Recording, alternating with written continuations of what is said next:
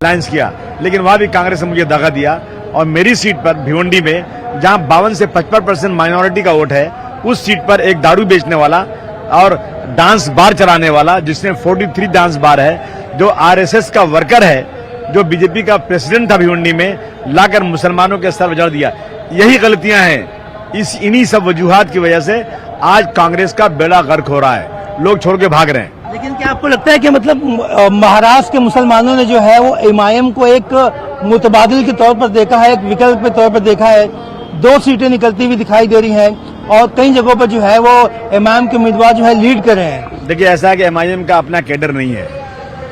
मुफ्ती साहब एक हैं, वो कभी यहाँ नाचते हैं, कभी वहां जाते हैं, कभी वहां जाते हैं, कभी वहां जाते हैं। अब उनको जीत गए हैं, जीत गए इसलिए जीत गए ना कि मुफ्ती जो है, अब मुफ्ती साहब वहां से यहाँ चले आए, अब वो जरा पानी वानी फूक देते हैं, जरा सब इर्द गिर्द कौन कौन रहता है, आपसे क्या बताऊं, बोलूंगा तो गलत हो जाएगा।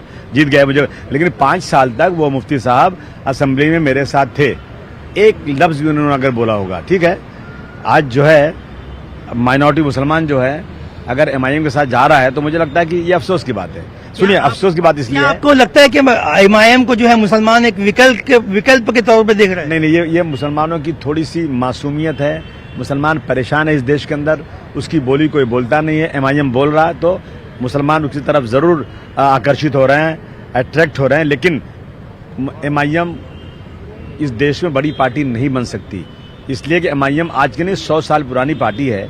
और ये लोग सिर्फ इत्तेहादुल मुस्लिमीन की बात करते हैं। हम इत्तेहादुल सारे जितने देश में बिरादरी हैं हिंदू मुस्लिम, हम इत्तेहादुल मुस्लिम हिंदू की बात करते हैं। जब तक हम इत्तेहादुल मुस्लिमीन, इत्तेहादुल हिंदू, इत्तेहादुल दलित नहीं करेंगे उस वक्त नहीं हो सकता है। देखिए, ये इनको जो है ये थोड़ा सा एग्रेसिव बोलते हैं, तो आज मुसलमान बेचारा परेशान है, उसको कोई मदद नहीं कर रहा है तो बेचारा इनके साथ खड़ा हो जाता है।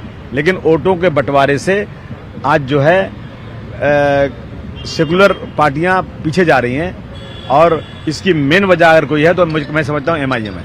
अच्छा, एक बात ये बताइए आसिम साहब के भिवंडी में जो है वो आपके उम्मीदवार है, भिवंडी से रही शेख, उनकी पोजीशन क्या है? क्या वो जीतने की पोजीशन में है? नहीं, इंशाल्लाह जीत रहे हैं। अभी इस वक्त वहाँ पे शायद 10-12 कुछ वो हुआ है और अभी उसमें 13-14 हज़ार की उनकी लीड चल रही है और मुझे पूरी उम्मीद है कि भिवंडी में रईस शेख चुनकर आएगा। और मैंने भिवंडी में वादा किया है कि सिर्फ 6 महीना हमको देना, 6 महीना। 6 महीने में अगर आपने ये नहीं कह दिया कि अबू आसिम तुमने बहुत अच्छा उम्मीदवार दिया, तो मैं रईस को वापस लेके चला जाऊंगा और इंशाअल्लाह रईस चुनकर आएगा और भिवंडी बदलेगा। लेकिन जिस तरह से एग्जिट पोल सामने आ रहे थे, अध्यक्ष अदखरुल इरफान जी, जो ये